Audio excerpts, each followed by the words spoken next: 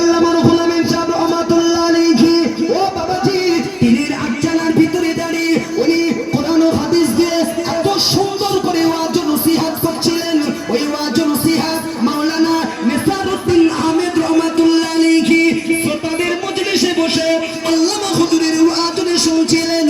ওয়াজ শুনতে শুনতে শুনতে শুনতে শুনতে শুনতে হঠাৎ করে মাওলানা নেসারউদ্দিন আহমেদ রহমাতুল্লাহ আলাইহি হঠাৎ করে শ্রোতাদেরকে লক্ষ্য করে বলে উঠেছিলেন, বাবারা বাবারা বাবারা ও বাবারা দাঁড়িয়ে যান, দাঁড়িয়ে যান, আর বসে থাকবেন না বাবারা, দাঁড়িয়ে যান।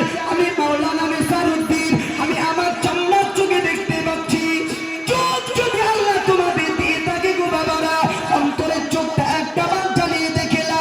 বসিরহাটের আল্লামা রুহুল আমিন সাহেব পীরের আটচালার ভিতরে দাঁড়িয়ে কোরআন ও হাদিস দিয়ে এত সুন্দর করে ওয়াজ ও নসিহত করছেন। ওই ওয়াজ ও নসিহত শ্রবণ করার জন্য আমি আমার চামড়ার চোখে দেখতে পাচ্ছি আল্লাহ নবী রূহানি হালাতে পুরোপুরান জমিনে হাজির হয়ে গিয়েছে। ও বাবারা কেউ বসে থাকবেন না, দাঁড়িয়ে যান, দাঁড়িয়ে যান, দাঁড়িয়ে যান। আল্লাহ আমার সেই চোখ দিয়েছে বলে আমি দেখতে পাচ্ছি। আল্লাহ সে চোখ যদি তোমাদের দিয়ে থাকে বাবারা, অন্তরের চোখটা জ্বালিয়ে দেখেলা দেখেলা আমার নবী পাক রূহানি হালাতে এসেছে পুরোপুরার মাটিতে।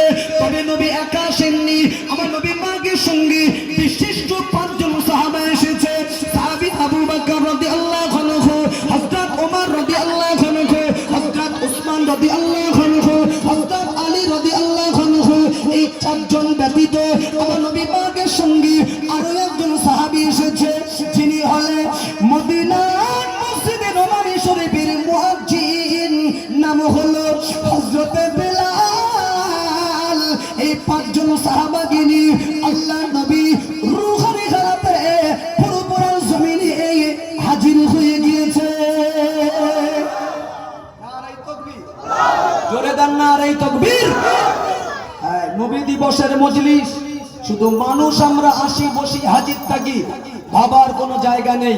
আহলে সুন্নাত ওয়াল জামাআতের আকীদার কথা বললাম শুরুতে। এই ধরনের নবী দিবসের মজলিসে রূহানি হালাতে আল্লাহ নবী হাজির হতে পারেন। জোরে বলুন।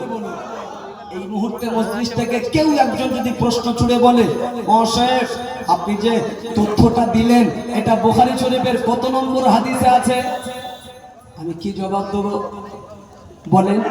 এটা বুখারী শরীফ, মুসলিম শরীফ, আবু দাউদ শরীফ, তিরমিজি শরীফ, নাসাই শরীফ, ইবনে মাজাহ শরীয়তের বিজ্ঞ কিতাব যেগুলি, এ ঘটনা এ তথ্য ও কিতাবে থাকতে যাবে কেন? জি জি, আল্লাহ সেই চোখ যাদের দিয়েছিলেন মাওলানা নেসারউদ্দিন, উনি বলছেন যে আমি আমার অন্তরের চোখ দিয়ে নবীকে রূহানি হালাতে ফুরফুরার মাটিতে আমি আমার চোখে আসতে দেখেছি।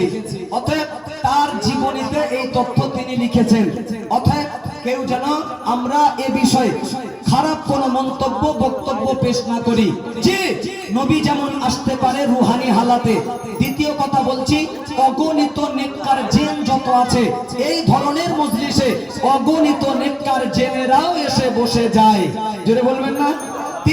এটাও বলছি, বুজুর্গানে দিন যারা, খাঁটি আল্লাহর ওলি যারা, মাহবুব যারা, তানারাও এসে এই ধরনের মজলিসের চতুর্দিকে রূহানি হালাতে ঘোরাফেরা করে।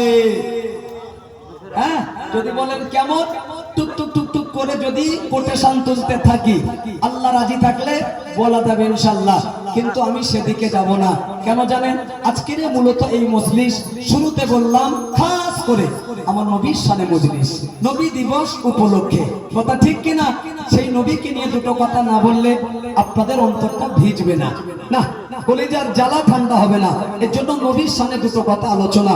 জানেন সমাজের মাটিতে জি কত দলমতের মানুষ যারা গলা উঁচু করে আওয়াজ তুলে যারা বলছেন, ফতোয়াবাজি করছেন, নবী দিবস করে লাভ কি, উপকার কি, ফায়দা কি, নবী দিবস করা বেদাত নাজায়েজ, কত রকমের তথ্য কথা তাদের মুখে আপনি নেবেন, বুঝে পাইনি আজই পর্যন্ত। ভাই, নবী দিবস উপলক্ষে মজলিস কায়েম করলে, নবী দিবস দিলে সেটি বেদাত কিংবা নাজায়েজে পরিণত হয় কেন?